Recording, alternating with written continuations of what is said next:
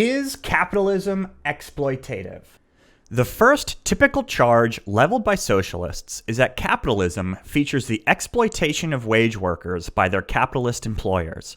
We will be digging into this claim in this video using the Stanford Encyclopedia of Philosophy as our guide. Let's go. Before we get started, though, it's important to know that there's actually two definitions of exploitation commonly used in leftist thought. Let's take a look at them right now. The first definition is a technical definition, which is essentially just a descriptive definition attempting to describe reality. The second definition is a normative definition. A normative definition means it is talking about what we ought to do. Anything that is normative is dealing with oughts, shoulds, things along those lines. An easy way to remember that is to kind of think of the concept of norms, kind of the behavior that you should abide by. So, first, the technical definition. Workers are exploited by capitalists when the value embodied in the goods they can purchase with their wages is inferior to the value embodied in the goods they produce. However, that's not the one we're going to be focusing on in this video. In this video, we're going to be digging into the normative definition, which is essentially exploitation involves taking unfair, wrongful, or unjust advantage of the productive efforts of others. There are four main normative arguments that leftists and socialists make when critiquing capitalism. There is the unequal exchange critique, the labor entitlement critique, the unequal start position critique, and the domination critique.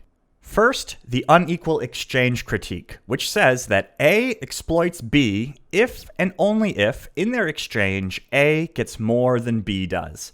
A hilarious, simple example of this is this little image here, where a kid traded an Oreo for a tablet. A tablet, by most measures, is worth significantly more than an Oreo. Therefore, by this argument, the child that traded an Oreo for the tablet exploited the other child. However, this account has a big logical flaw in it, which is namely, not all unequal exchanges are inherently exploitative. For example, if you were to transfer resources from someone who could work to someone who was disabled and could not work, that is not an equal exchange, but I do not think many people would consider that exploitation either. The second critique is the labor entitlement critique, which says that A exploits B if and only if A gets surplus labor from B in a way that is coerced or forced. And essentially where the idea of coercion and force comes into it is that essentially the average laborer must work or they will suffer extreme poverty. And the idea there is that because it's essentially work or suffer extreme poverty, they are being coerced and forced into labor situations that are unjust. However, this argument has a very similar potential flaw as the previous one, which is to say that you could imagine a situation where you must coercively take surplus labor from one person and give it to another, i.e. via taxes to pay for social welfare programs. This, once again, seems to potentially be a pretty big flaw within this line of reasoning. On top of that, there are those who are concerned that this account is actually too narrow, where you could have exploitation without coercion. The next critique is the unequal starting position critique, which says that A is an exploiter and B is exploited if and only if A gains from B's labor, and A would be worse off and B better off in an alternative hypothetical economic environment in which the initial distribution of assets was equal, with everything else remaining constant, i.e. sort of an idea of luck egalitarianism. So that's very technical, but essentially says if you start off in a privileged position in life and then you can use that privileged position that you did not earn, you just kind of lucked into it to get a leg up over other people that did not have similar amounts of luck, you have then exploited them. There are two primary critiques of this definition of exploitation, both of them expressing concerns that it is too narrow a definition. First of all, consider a situation where someone were to go for a hike in the woods where they knew that there were a bunch of pits in the woods. And then they happened to, by accident, fall into one of these pits and get trapped in it. And then let's say someone comes along to that pit and says, hey, I will only rescue you from that pit if you sign this sweatshop contract with me. There's a lot of people that would say that that is a pretty exploitive behavior, but that would not actually be exploitation under this definition that we just looked at. Additionally, the second critique is just generally concerned that this definition does not take into account the power dynamics at the time of decision-making sufficiently, which gets us into our final critique. The domination critique, which says A exploits B if A benefits from a transaction in which A dominates B. On this account, domination involves a disrespectful use of A's power over B. This account essentially says that if there is an extreme power differential between two parties making an agreement, the more powerful party is exploiting the less powerful party if they are using their power to get a better deal.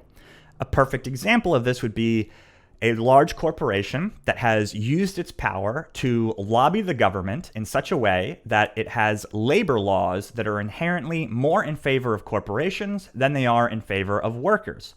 Then, each time a worker goes to make an agreement with that corporation, they are acting in an environment where that corporation dominates the space and is able to dictate the terms of every agreement and extract more value from the worker. There are, again, critiques to this critique. The first is concerns about the vagueness surrounding what does it mean to kind of unfairly use your power. And that is kind of a vague area where this definition leaves some things to be desired. Additionally, from a more logical perspective, there are concerns that suppose you had a situation where two parties started in exactly equal positions, and then one party through their own decisions fell behind, and one party through their own decisions moved ahead. If in the future those two parties need to make an agreement, is the party that through their own actions pushed ahead necessarily exploiting the party that fell behind, even though they have accumulated more power and may to an extent dominate the second party? It is a critique. And those are the four major arguments advanced by socialists to critique the exploitative nature of capitalism. The unequal exchange account, which essentially says if one party gets more out of a deal than the other, that party has exploited the other one. The labor entitlement account, which means that any coercion to remove the value of your labor from you is exploitation.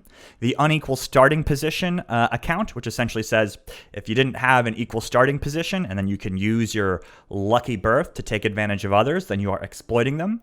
And then finally, the domination account, which essentially says if you are way more powerful than the other party in a negotiation and you take advantage of that power, you are exploiting them. Each of these accounts have their critiques. There is not necessarily a simple answer here. And that's okay. It is okay for there not to be a simple answer. The world is a complicated and nuanced place, and anyone trying to sell you simple answers, you should be skeptical of, at least in my personal opinion. For what it's worth, I personally find the unequal starting position and the domination critiques to be very compelling, and I think they land, and I don't think the arguments against them hold too much water. But perhaps you disagree. Perhaps you have other thoughts. That is okay. Tell me about it down in the comments. I'd be interested to hear more. And that's it. If you like this content, please like, comment, subscribe, yada, yada, yada. You know the deal. I have a Twitch stream where we go into way more detail than this. Check it out. Link in the description below.